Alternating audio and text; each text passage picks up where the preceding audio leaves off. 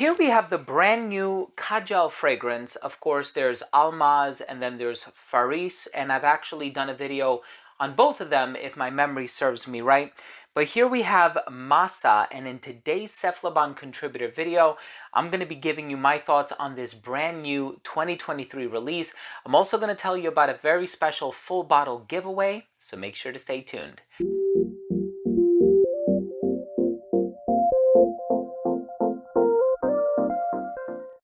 Now, before I begin today's episode and I give you my thoughts on the brand new Masa by Kajal, it's a 2023 release. It just came out not too long ago.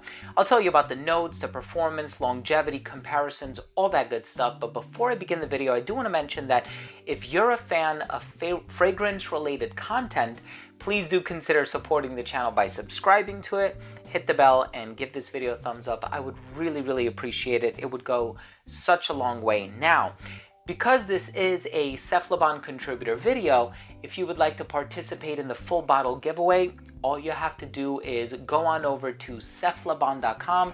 It's going to be the first link down below in the description box. After you've read through the article and have become a registered reader, all you have to do is just leave a comment on the article and that's it.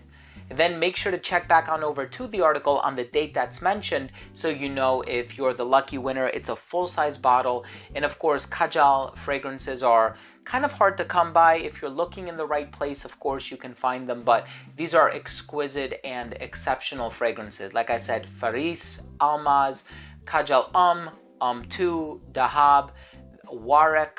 There are so many amazing fragrances that I personally own and enjoy and wear quite often from this brand. Here we have one that has petitgrain, watery notes. There's Mirabelle, which is a really interesting fruity note in the opening. There's also grapefruit, cardamom, vetiver, vanilla. It's a beautiful amber, spicy, green, earthy sort of a fragrance with some fruity notes in the opening. I'm excited to give you my thoughts on the smell. Let's start things off with a quick look at the presentation first.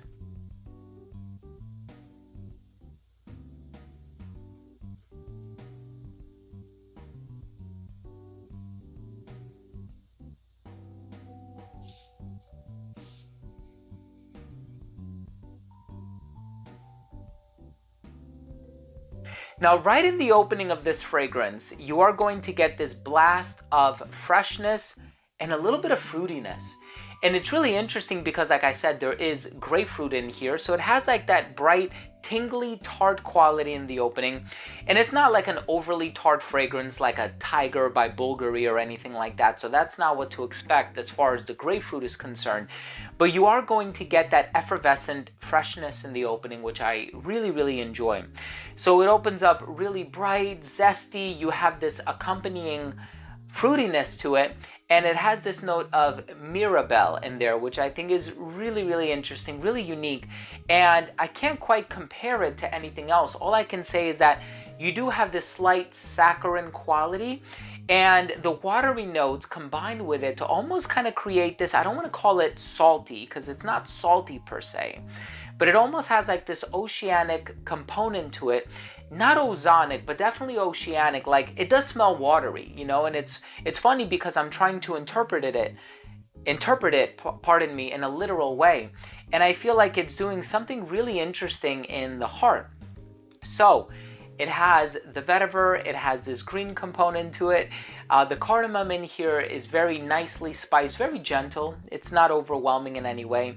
And the other fresh component to it would be the petitgrain, but I'm not getting that as strongly as I do the grapefruit. So the grapefruit is really what's going to give it the majority of that effervescence, but the Mirabelle, the cardamom, the vetiver, all really nice. And I think that the fruitiness that is coming from the Mirabelle actually joins the sweetness from the vanilla in the dry down.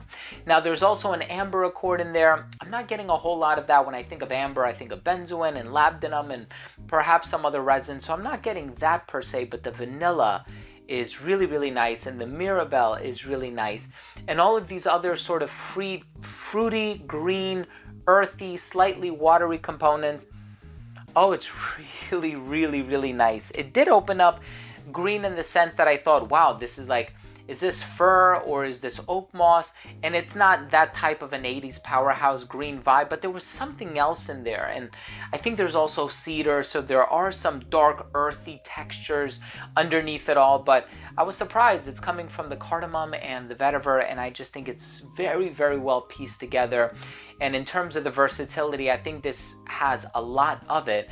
This is definitely bright enough that I can wear it in the hotter weather, but the longevity is there that I can wear it in the colder weather as well. So this is definitely one of the most versatile fragrances that Kajal has put out. And so I really admired this fragrance. The bottle is beautiful with that green saturation here. And I just really, really enjoyed the presentation. And of course, on the inside, I also got a complimentary spray of Almaz, which I already own a bottle of that, but it's really cool how in order to fit this free space here in the bottle, they will actually add a complimentary spray, which I think is a really, really nice touch to my presentation at least. In any case, beautiful fragrance, fruity, green, earthy, a little vanillic in the dry down, very fresh in the opening. The grapefruit is short-lived, but I think this has some really, really wonderful components, and I hope you have the opportunity to sample this one soon. Let's go ahead and finish things off with my overall assessment. So first up, in terms of the uniqueness and the overall smell, personally, it is a unique fragrance with the fruity accents, the effervescence, the green tones. I don't have anything in my collection that quite smells the way that this one does. Overall smell, very pleasant. I can see how that watery vibe sometimes does smell a little bit, I don't want to use the word salty again, but it does have this oceanic component to it. So you might want to check it out for yourself to see if that contrast between the oceanic component and the fruity component with those green touches is something that would cater to your personal taste. But I love it. Longevity is about 10 hours on my skin. Projection was great for the first, I want to say 45 minutes of application. It radiated slightly beyond an arm's length.